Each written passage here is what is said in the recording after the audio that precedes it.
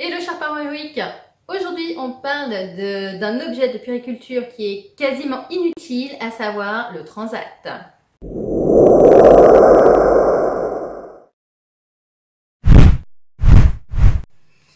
Alors le transat, si tu veux, quand j'ai annoncé que j'étais enceinte à mon entourage, eh bien ma meilleure amie, qui est une formidable meilleure amie, s'est tout de suite proposé de m'offrir le transat. Ça avait l'air d'être vraiment l'objet qu'il fallait avoir à partir du moment où on a un bébé. Parce que moi, ma baby, c'était ma première, donc j'y connaissais trop rien en puériculture. Mais ça avait l'air d'être un objet carrément utile et carrément nécessaire à avoir. Donc j'ai reçu mon transat et j'avais hâte que mon bébé arrive pour pouvoir le mettre dedans. Alors toi, tu sais que mettre ton bébé aux besoins intenses dans un transat, c'est un peu une blague. Parce que, très sincèrement, quand j'ai eu ma fille, je me suis dit, mais attends, à quoi ça sert en fait ce transat? Pourquoi est-ce que tout le monde, tous les parents du monde se jettent sur les transats alors que ça ne sert à rien? Moi, je ne pouvais pas poser ma fille 5 minutes, enfin je veux dire, même poser, ça a dû sortir de mon vocabulaire à un moment. Donc j'ai gardé le transat, comme ça je l'ai gardé pour plus tard et j'ai commencé à m'en servir 5 minutes par-ci, 5 minutes par-là et encore difficilement à partir de 2 mois et demi, 3 mois. Mais avant, sinon c'était impossible de poser ma fille dans le transat.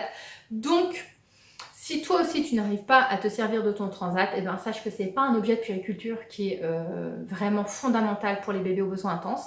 Ça peut servir pour les autres bébés, mais pour les bébés aux besoins intenses, c'est pas du tout fondamental. Je vais même te dire que pour nous, c'est devenu même un petit peu dangereux parce que une fois quand ma fille a eu 5 mois, donc j'arrivais quand même un petit peu à la mettre dedans et j'étais en train de faire quelque chose qui était avec de l'eau bouillante, etc. Donc c'était dangereux, j'étais seule à la maison, je pouvais pas la mettre dans les bras du papa et il fallait que je le fasse. Je devais le faire. Donc, je mets ma fille dans le transat pour ne pas qu'elle puisse venir vers moi, etc. Puisque, enfin voilà, pour des raisons évidentes de sécurité. Et elle a commencé à pleurer, mais alors à pleurer très vite, et c'est parti vraiment dans les aigus extrêmes que toi aussi tu connais. Et tu sais qu'elle a déplacé tellement d'énergie et tellement de force qu'elle a réussi à faire basculer son transat comme ça. Donc, je te raconte pas la peur que j'ai eue. Ce qui s'est passé en fait, c'est que heureusement que le transat était par terre, donc on ne met jamais le transat sur une table, mais donc là il était par terre.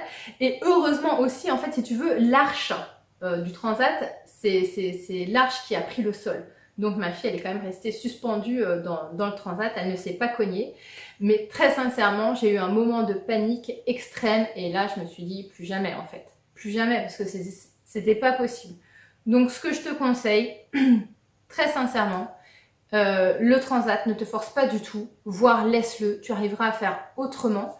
Et peut-être prendre plutôt quelque chose qui ressemble à un petit parc, ou pas forcément les parcs avec les barrières, mais en fait, tu sais, des fois il y a des espèces de petits parcs, nous après c'est ce qu'on a eu avec des petites bouées, et ça c'était pas mal du tout, parce que ça faisait un bon espace de jeu, si elle tombait en avant, eh ben, elle ne se faisait pas mal.